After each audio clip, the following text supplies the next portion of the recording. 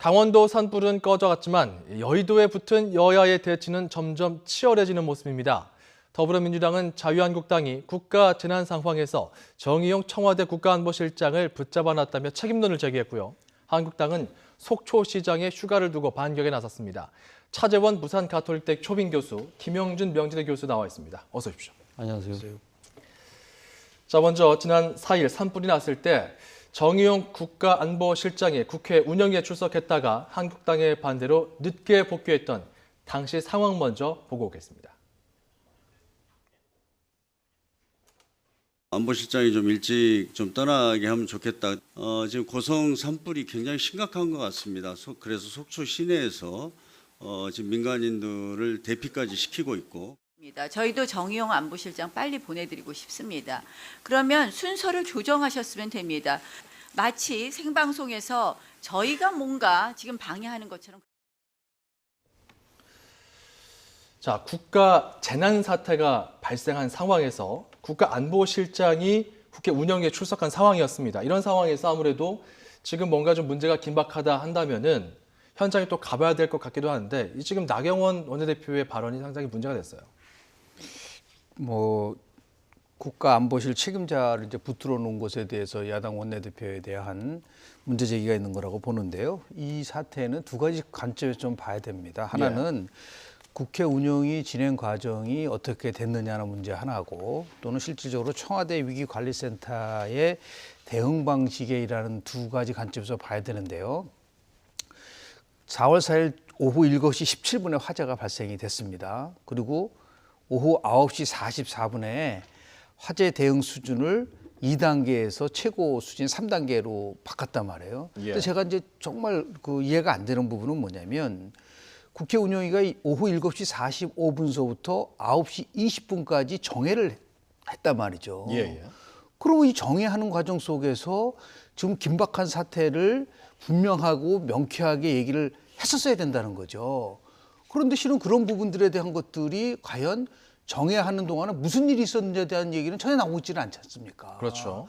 만약에 정말 지금 정의용 안보실장이 이러한 산불 상황에 대해서 아주 다급하고 아주 절박하게 나경원 원내대표라든지 또는 정양석 원내수석 부대표한테 얘기를 했음에도 불구하고 9시 당시 다시 20분에 회의를 속개를 하면서 붙잡아뒀다라고 한다고 하면은 이건 굉장히 심각한 문제가 될 수 있었던 거죠. 그런데 그게 도대체 왜 그러면 1시간 35분 동안 정해되는 동안에 정의용 국가안보실장은 왜 그런 것들을 정확하게 원내대표들한테 얘기를 하지 못했을까? 그래서 제가 얘기하는 거는 혹시 청와대 위기관리센터에서 대응 방식에서 이 상황의 심각성을 지금 정의용 실장한테 제대로 전달하지 못한 게 아니냐라고 하는 그 문제에 대해서도 분명히 짚고 넘어가야 될 부분이 있다라고 저는 보는 것이죠. 그래요. 홍영표 원내대표 같은 경우는 이제 진행을 하면서 그렇습니다. 지금 이 상황이 이렇게 좀 긴박하니까 좀 보내줘야 되지 않겠느냐 이런 이제 의사진행 발언을 하지 않았습니까? 그렇습니다. 그런데 희한한 거는 그런데 왜 그렇다고 한다면은 그 부분에 대해서 정의용 실장이 명쾌하게 얘기를 했어요. 뭐라고 했냐면 김의근 국가안보실 제1차장을 위기관리센터로 보내서 상을 관리하도록 했다라고 하는 부분이 있단 말이에요. 그렇다고 한다면은 그 부분 속에서 사태의 심각성이라든지 이런 부분들이 얼마든지 아주 굉장히 다급하고 절박하게 얘기하지 못했던 부분들이 있었던 게 아니냐. 그런 부분도 같이 이게 언급이 돼야 되지.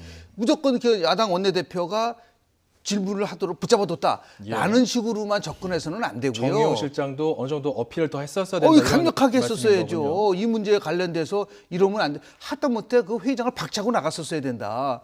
그렇지 않고 물론 국회를 존중하기 때문에 그런 행동을 하는 부분들에 대해서는 이해를 할 수 있는 부분이 있지만, 저는 제일 이해가 안 가는 게 도대체 정회기간 1시간 35분 동안 국회 내에서 도대체 뭐를 했는지에 대해서 저는 좀 평가가 좀 필요하지 않나 생각이 좀 듭니다. 나경원 원내대표에 대한 지적 말고 또 정의용 실장도 좀 더 강하게 어필했어야 된다 이런 지적인데요. 그러니까 이때는 사실 YTN도 지금 긴급 속보를 계속 보내고 있었던 시간이거든요. 이런 상황에서 정 실장도 이 부분에 대해서 좀 이야기할 부분이 있다. 이렇게 보십니까? 4월 5일 날 청와대에서 그 입장에 대한 발표를 했었죠. 그러니까 정의용 안보실장이 국회에서 묶여있던 상황이었지만 예. 청와대 안보실 차원에서 위기관리센터 차원에서는 대응하는 데 전혀 문제가 없었다. 그리고 국가안보실 차장이 돌아왔기 때문에 위기관리를 하는 데 문제가 없었다. 그렇기 때문에 뭐 지금 그 청와대에서 하는 이야기는 위기관리 대응 부분에 있어서 시스템적으로 다 대처를 하고 있었기 때문에 예. 정의용 안보실장이 오고 안 오고는 큰 문제는 없었다고 지금 청와대는 이야기를 하고 있습니다. 그렇기 예. 때문에 이 정의용 안보실장이 돌아가고 안 돌아가고는 사실은 뭐 큰 건 아닌 것 같아요. 그런데 문제는 뭐냐면 국가의 그 재난 사태가 발생했을 때 그 예. 과연 이에 대처하는 그 정치권의 모습이라는 겁니다. 그러니까 제가 생각했을 때 앞서 뭐 1시간 45분 동안 정회를 했다고 하지만 그때 당시에는 아마 여야 의원들이 지금 식사를 하러 다들 뿔뿔이 흩어져 있던 상황이었다고 저는 봅니다. 그렇기 때문에 아마 이런 식으로 상황을 공유하기가 쉽지는 않았을 거예요. 그런데 제가 한 가지 아쉬운 점은 그러니까 지금 홍영표 원내대표가 국회 운영위원장이지 않습니까? 그렇다고 예. 한다면 산불 상황이 심각하다고 한다면 회의가 속개되자마자 여야 간사 간 그러니까 지금 협의를 위한 정회를 요청을 했어야죠. 예. 요청을 해서 여야 간에서 지금 상황이 상당히 심각한 것 같다. 상황을 공유를 하고 그렇기 때문에 우리가 좀 일단 그 국회를 그러니까 회의를 속개하더라도 정의용 안보실장을 보내드리고 예. 아니면 또 그러니까 오늘 상황이 심각하니까 오늘 회의는 여기서 끝내고 그러니까 며칠 뒤에 다시 회의를 하자든지 예. 그런 식으로 국회 운영위원장으로서 운영의 면을 발휘할 필요는 있었다. 그런 대목은 분명히 아쉬운 대목이 있는 것 같습니다. 어쨌든 예. 지금 국회에서 그 청와대 안보실장을 불러서 이렇게 이야기 듣는 게 시간 자체나 어떤 상황 자체가 그렇게 여의치 않기 때문에 아무래도 좀 그런 부분에 대해서도 이야기가 나왔던 부분도 있고요. 그런가 하면 민주당 소속의 그 김철수 속초시장, 이 긴박한 상황 속에서 제주도에 있었다. 그래서 15시간 만에 현장에 왔다. 이를 두고도 두 당은 서로 날을 세우고 있습니다. 자, 이 부분에 대해서는 지금 민경욱 대변인 같은 경우 전쟁 같은 참사가 터져도 환갑잔치는 포기하지 못하겠다. 집권당 출신, 그러니까 민주당 출신 인사잖아요. 그러다 보니까 이 부분에 대한 지적이 있고 아니 휴가를 내고 가정여행을 갖고 이미 일정이 잡혀 있었는데 여기에 대해서 지금 불가피하게 갔다가 온 것 그것 가지고 또 뭘 할 수 있겠느냐 이런 반론이 있거든요. 그렇죠. 화재 발생은 오후 7시 17분에 발생이 된 상황이었고요. 좀 속초시장은 자신의 일정에 따라서 움직였었던 거고, 그리고 이렇게 화재가 발생했는데도 불구하고 만약에 뭐 긴급하고 빠르게 복귀하지 않았다고 한다면요, 당연히 문책을 받아야 될 부분들이 있는 것이죠. 그런데 가장 빠르게 하여튼 항공편으로 현장으로 왔다라고 하는 이런 것에 대해서 너무 지나치게 이 부분에 대해서 어떤 의도를 가지고 늦게 온 것 같은 식으로 공격을 하는 것에 대해서는 저는 조금 이제 동의하기가 좀 어렵다고 좀 봅니다. 그래서 예. 항상 어떤 일이 발생이 되면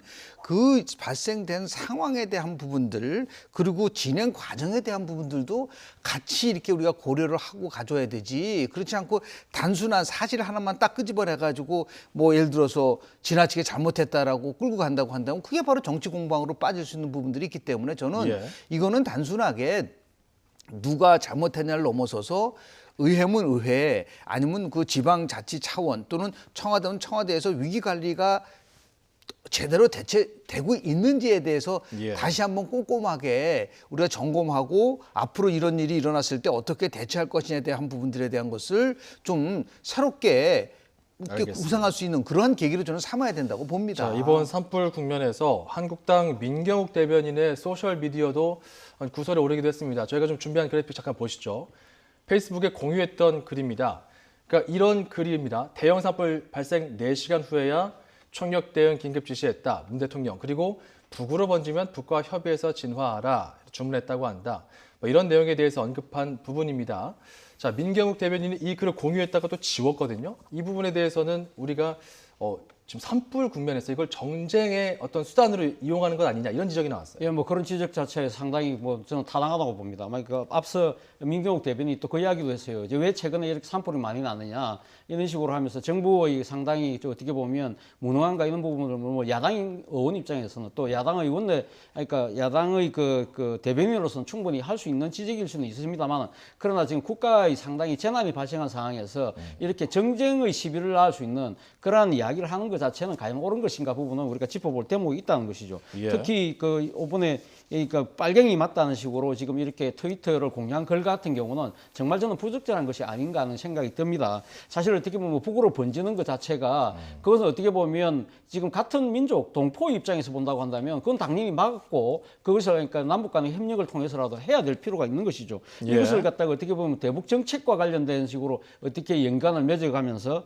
그렇게 색깔론적으로 비판하는 부분은 저는 정말 부적절했다는 생각이 들고요. 그리고 예. 특히 만약에 지금 그 민경욱 대변인의 이러한 그 은행 자체에 일종의 한국당의 우경화에 상당히 좀 어떻게 업어타려고 올라타려고 하는 그런 모습이 보인다고 한다면 그것은 더 정말 부적절한 것이 아닐까라는 생각입니다. 이런 상황에서 그 뭐 김문수 전 경기지사 같은 경우도 뭐 예. 촛불 정부가 아니라 이건 뭐 산불 정부다 이렇게 좀 비판하면서 아무래도 산불로 인해서 국민의 어떤 생존권이 위협되는 상황에서 이런 어떤 언사가 맞느냐 이런 지적은 계속 나오고 있어요. 지극히 부적절하죠. 상식적으로 생각을 한번 해보십시오. 국가 안전보다도 이걸 어떻게든 간에 정치 공세로 끌고 가겠다라고 하는 생각이 과연 이것을 받아들일 수 있는 국민들 입장에서 봤을 때는 대한민국의 정치가 왜 국민들로부터 불신받는지를 아주 적나라하게 보여주는 거 아니겠습니까?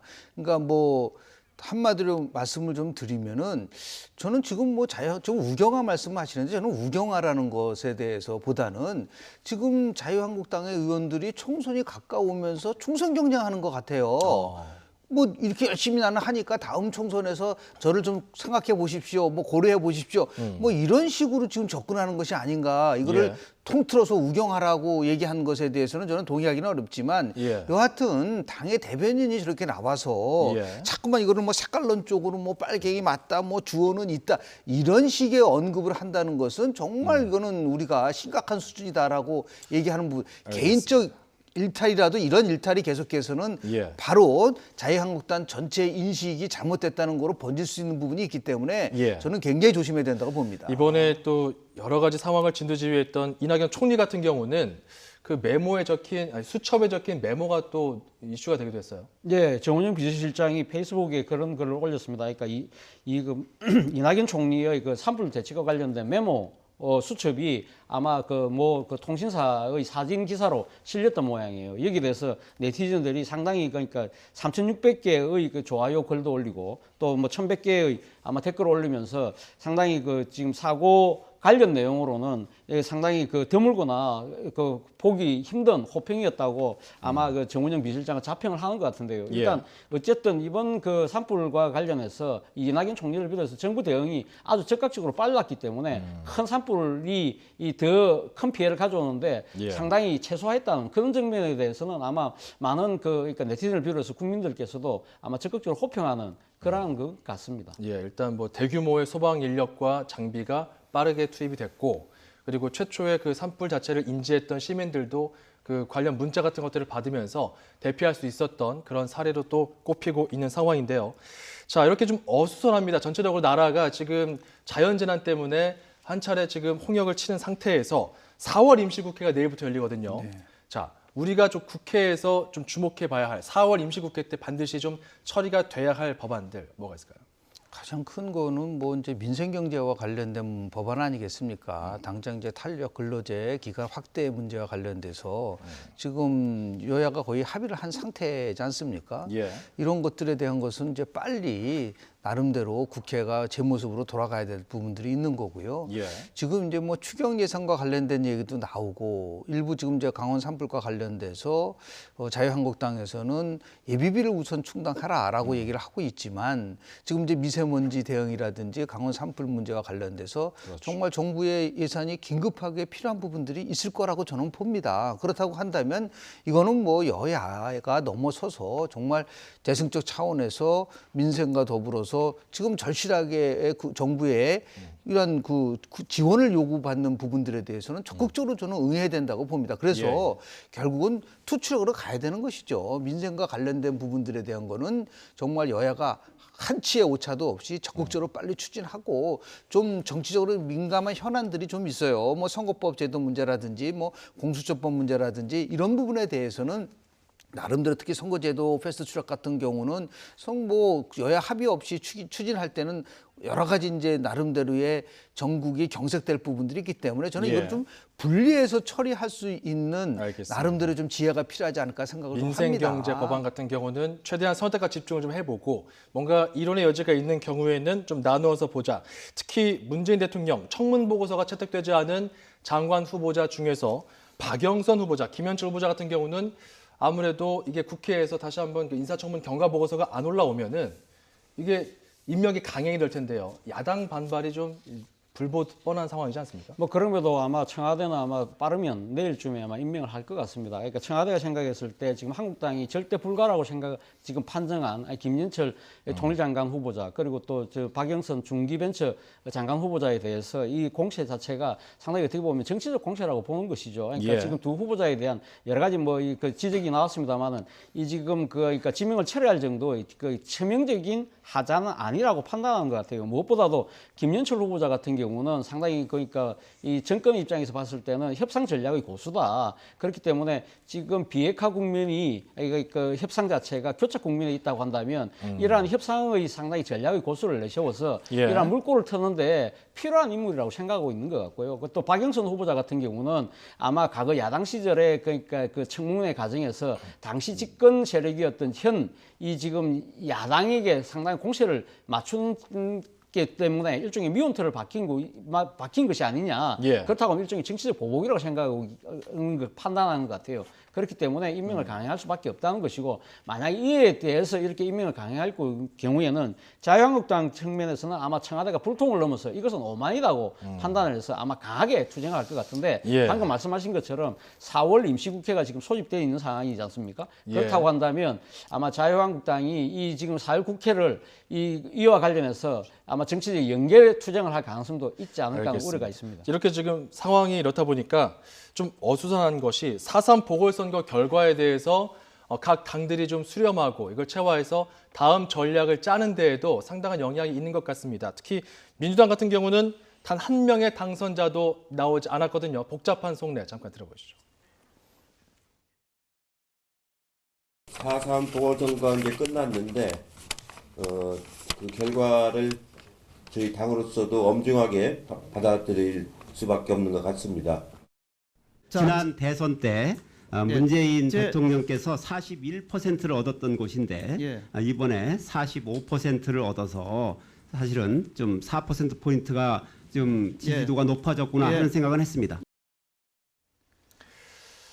자, 지금 민주당 같은 경우는 뭔가 이긴 것도 아니고 그렇다고 뭐 완전히 다 졌다 이렇게 볼 수도 없고 어떻게 봐야 됩니까? 민주당은 사실상 패배한 거죠. 그래요? 단 한 곳도 지금 당선자를 못 내는 부분들이 있는데 저는 이번 이 선거 결과를 이해찬 당대표 체제가 지나치게 허약한 대표 체제라는 게 입증된 거예요. 예. 이제는 전면적으로 개편을 해서 개편이라는 거는 뭐 물러나는 것이 아니라 좀 자신들이 집권당이 좀 활력을 좀 가졌으면 좋겠어요. 청와대에 대해서 할 말은 하고 나름대로 민생 문제를 포함해서 경제 문제가 어렵다고 한다든지 인사가 잘못됐으면 그 부분에 대해서 시정할 부분은 시정하도록 요구를 해야 되는데 예. 너무 지나치게 청와대의 수직적 관계로만 끌고 가다 보니까 국민들로 봐서는 지금 집권당의 존재 이유가 없을 정도로 지금 굉장히 위기인 부분들도 있고요. 저는 노영민 저건 비서실장 얘기에 대해서는 동의하기 어렵습니다. 예. 저 후보를 내지 않았는데 도대체 무슨 45%를 얻었다는 후보 단일화가 됐음에도 불구하고 45%밖에 못 얻었던 것에 대해서 진짜 겸허한 마음으로 어떻게든 간에 다시 한번 집권 여당이 잘 하겠다는 얘기를 해야죠. 저런 식으로 이렇게 자꾸만 선거 결과에 대해서 뭐 유리하게 해석을 한다고 한다면 오히려 지금 민심의 경고를 잘 활용을 해서 국민들의 지지를 받을 수 있는 계기를 마련해야 된다라고 하는 것을 좀 깊이 좀 생각을 해야 되지 않을까 그러니까 생각합니다. 총선을 앞두고 뭔가 경고등이 들어온 것은 맞다 이런 지적들이 그렇습니다. 나오고 있는데 특히 기초 단위에서는 민주평화당에도 밀렸던 그런 지역구가 있었거든요. 기초 단위에서는 이러다 보니까 차라리 뭐 민주평화당과 바른미래당 소속의 호남 의원들끼리 붙이는 진보발 정계 개편론도 이제 일각에서 지금 나오고 있는 상황이에요. 새로운 정치 세력을 만들자, 뭐 이른바 제3지대론 이렇게 다시 좀 선거를 앞두고 언급되는 상황입니다. 이 부분도 좀 짚어주시죠. 뭐 저는 뭐 삼지대로는 민주평화당 입장에서 이야기할 수 있다고 봅니다만 과연 그것이 가능할지 여부에 대해서는 저는 좀 퀘스천 마크를 갖고 있습니다. 지금 현재 선거 패스트 전국에 올려서 그 뭡니까 연동형 비례대표를 하자는 이야기는 있지만 그것이 사실상 제가 봤을 때는 좀 불가능할 가능성이 높다. 그렇다고 한다면 결국은 현행 선거 제도로 소선거구제로 기착될 가능성이 높다고 한다면 결국은 내년 총선 자체가 상당히 그러니까 거대 양당 중심으로 갈 가능성이 높다. 그렇다고 한다면 예. 호남 내에서 지금 그러니까 독자적인 정치 세력을 다시 갖고 가기에는 민심을 확보하고 있지 못한 민주평화당 입장에서 과연 그 정도의 정치력을 가질 수 있을지가 의문인 것이고요. 예. 그리고 또 민주당 입장에서도 만약에 지금 거대 양당의 1대1 대결 구도로 만약에 보수가 재편이 되면서 그렇게 재편될 경우에는 아마 민주당 차원에서도 아마 민주평화당과 또 그 바른정당 내, 그러니까 바른미래당 내에 있는 국민의당 계열 중에서도 아마 선별 입당을 추진할 그런 가능성도 있다. 그런 상황이라고 한다면 예. 제3지대론 자체가 성립되기가 조금 힘들지 않을까 생각이 듭니다. 예. 그리고 자유한국당과 바른미래당의 보수 성향 의원들 그리고 대한애국당까지 끌어안는 빅텐트론 이제 선거 앞두고 지금 또 다시 이야기가 나오고 있는데 짧게 좀 이 부분에 대한 가능성도 좀 짚어주시죠. 뭐 그렇지 않으면 뭐 다음 총선에서는 저는 뭐 수도권 122석 지금 걸려 있는데요. 거의 승리하기 어렵다고 봅니다. 어렵다. 필요하다. 지금도 필요하면 절대적으로 필요할 수밖에 없는데 어떤 명분을 가지고 가져갈 것이냐는 지켜봐야 될 거라고 봅니다. 예, 알겠습니다. 자, 지금까지 차재원 부산가톨대 초빙 교수, 김영준 명지대 교수와 함께 전국 상황 좀 자세하게 짚어봤습니다. 두 분 고맙습니다. 네.